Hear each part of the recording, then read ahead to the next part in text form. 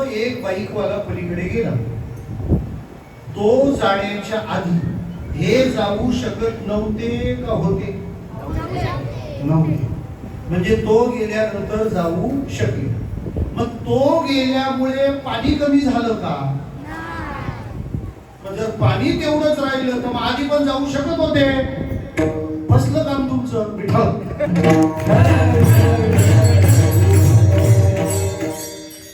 पाणी तेवढंच आहे. मग तरी तो गेल्यावरच आपण का जाऊ शकलो? कोण मला उत्तर देईल सांगा? कोण उत्तर देईल? काय म्हणणे तुझं? हा, त्याच्याकडे आत्मविश्वास नव्हता. म्हणजे काय होतं? प्रॅक्टिकली बोल. त्यांच्याकडे हिंमतच नव्हती पुढे जाण्याची. मग कुठून आली? तो एक माणूस गेला म्हणून तुझं नाव काय? शार्दूल शिकले. शार्दूल. शार्दूल. शार्दूलच्या हिमतीसाठी टाळी वाजवा. काय मला 18 दिवसात भेट देता आली, त्याच्यामुळे एकाच कीर्तनात माझं सगळं काम चाललंय.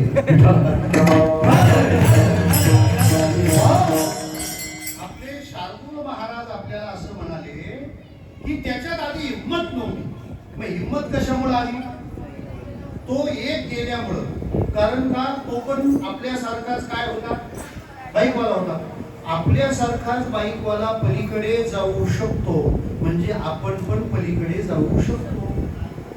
आपल्यातला एखादा माणूस जेव्हा यशस्वी होतो तेव्हा आपल्यालाही वाटू लागतं की आपल्याला पण हे जमणार. हे जसं आहे तसं तुकाराम महाराज म्हणतात, त्या जर वाकड्या बोबड्याला देव भेटू शकतो तर आपल्याला का भेटणार नाही?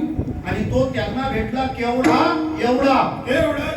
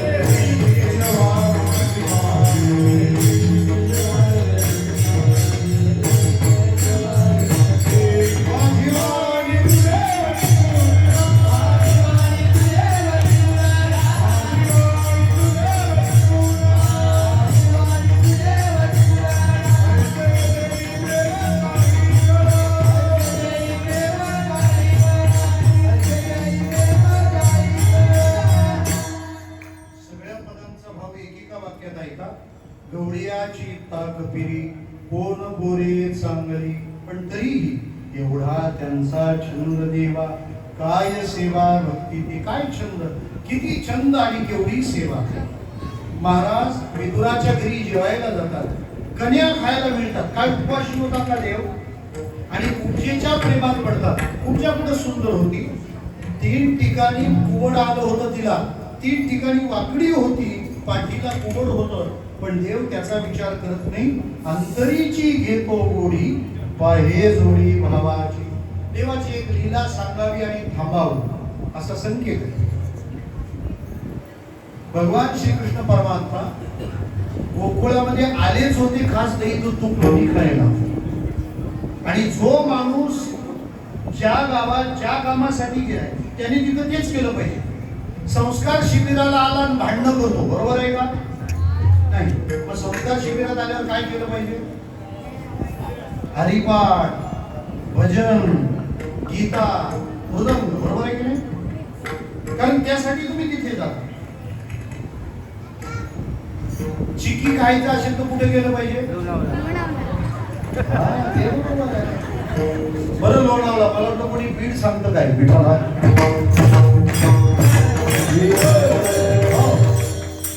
स्ट्रॉबेरी खायची असेल तर कुठे गेलं पाहिजे? एकदम फिरायलाच घेऊन चालतो आपण, बरोबर. काजवे बघायला कोणत्या गावात जातात? भंडारदरा, बरोबर आहे. आणि गोगडे घ्यायचे असतील तर मशाला.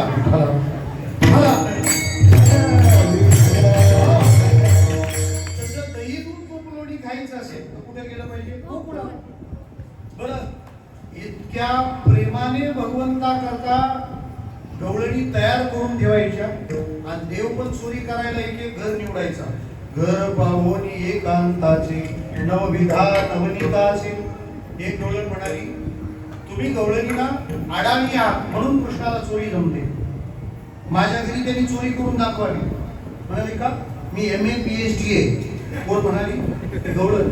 भगवान म्हणाले गॅरीचा घर नंबर, गली number, phone number, Insta, Twitter, Orkut सगळे अपडेट घ्या. घेतली. ती इतकी बुद्धिवान होती, तिने लोण्याचे गोळे मडक्यात घातले, मडकं वर टाकलं, त्याच्यावर ताट ठेवलं, त्या ताटामध्ये पाणी ठेवलं आणि त्या माठाच्या खाली खाट टाकली, झोपली. लॉजिक काय होतं माहिती? एक तर तिथं पोचणारच नाही, पोचले तर लोणी खायला ताट बाजूला काढावं लागेल. आणि शिंक्यावरचा एक नियम आहे, जे झाकण ठेवलं जातं ते तिरप केल्याशिवाय निघत नाही. पण ताट तिरप केलं तर ताटात काय ठेवलंय? म्हणजे ते पाणी काय होणार? पडणार. पडणार म्हणजे कुठं पडणार? गवळणीच्या अंगावर पाणी पडणार. पाणी पडलं की गवळण उठणार आणि गवळण उठणार म्हणजे कृष्णाला धरून कुटणार. पण तिला अंदाजच आला नाही. हा मास्टर पीस आहे. पेंड्याला पाठवलं होतं सर्वे करायला, जाऊन बघून ये. पेंड्याने सांगितलं देवा आज उपास. ते म्हणाले कसला? तिने लई तयारी केली. देव म्हणा तिने तयारी केली तर आपण काय बांगड्या भरल्यात काय? हम किसी से. ते म्हणाले पण आपण काय करणार? ते म्हणाले एक काम कर, त्या तळ्यात एक कमळ उमललंय ते घेऊन ये जा. ते कमळ आणलं. ते म्हणाले आता काय करायचं? म्हणजे कमळाशी आपल्याला काम नाही. त्याचं मूळ तोडलं आणि फूल तोडलं. फक्त काय घेतलं हातात? देठ. आणि देठ कसा आहे? देठ मधून कसा असतो? पोकळ. कमळाचं जे मेन आहे ते फुलावरच आहे. विठाला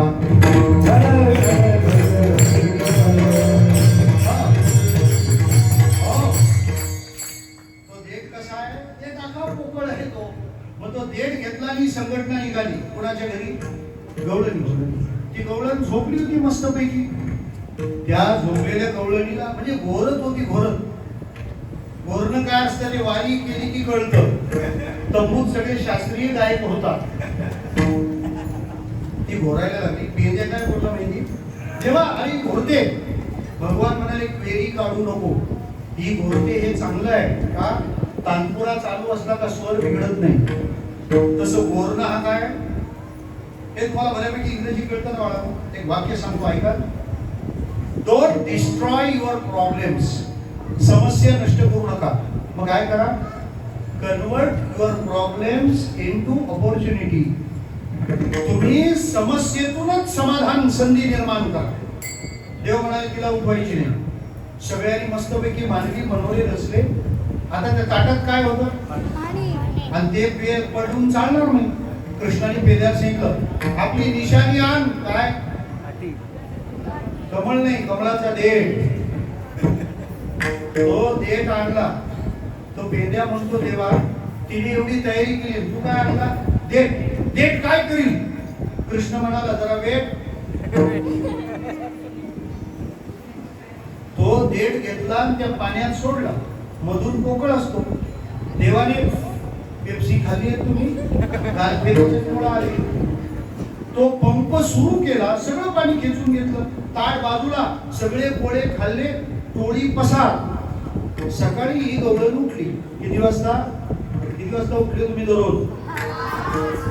किती मस्त वाटतं नाही 5 वाजता उठताना. घरी जाऊन सगळं वसूल करा. 5 वाजता ती गवळण उठली आणि पहाटे तर आपल्या अंगावर पाणी पडलं नाही. लगेच प्रेस कॉन्फरन्स, सगळे पत्रकार बोलावले भिवंडीचे लाईव्ह करायला. ते म्हणाले बघा कृष्णाला चोरी जमली नाही. एक ज्येष्ठ नागरिक गवळण तिथं आली. ती म्हणते काय तू उचकून पाहिलंस का? ते म्हणाले उचकून बघायची गरज नाही, मी PhD आहे. म्हणाले का? मला जरा डाऊटफुल वाटतंय. म्हणजे डाऊटफुल नाही, फुल ऑफ डाऊट. कृष्ण चोरी कधी करतो ते कळत नाही. ताट बाजूला केलं, सगळे लोणी गायब.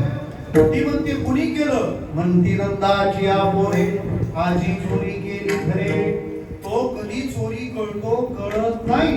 मग त्या सगळ्या जणींनी आंदोलन केलं. कृष्ण रानात गेला. रानात गेलेला कृष्ण खेळून दमल्यावर सगळ्यांनी एकत्र येऊन जो केला तो शिदोरीचा काळ आहे. बिभ्रद वेणुं जठरपटयो श्लोकवेत्रे जगक्षि वामे पाणौ वस्त्रकवलंत फलानिमूलीषु तिष्ठन् मध्ये सुपरि सुरतो हासयन् नर्मविस्मये स्वर्गे लोके विशति बुभुजे यज्ञ भुक्पालकैः पुण्डरीकवरदारि श्री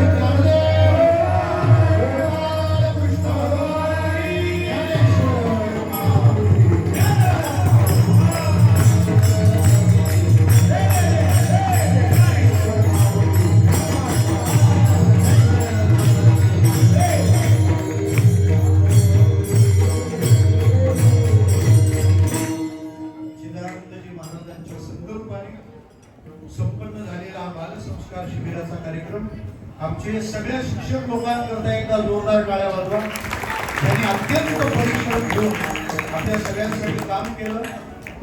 आपली सगळी ट्रस्ट असेल, परम आदरणीय बाळाराम महाराज असतील, सुनील महाराज असतील, आदी करून सर्वच वारकरी मंडळी, सर्व महाराज मंडळी, हा चाललेला उपक्रम असाच आनंददायी होत राहू आणि याचा समाजाला खूप चांगला परिणाम मिळो ही रामराया चरणी प्रार्थना. विठ्ठल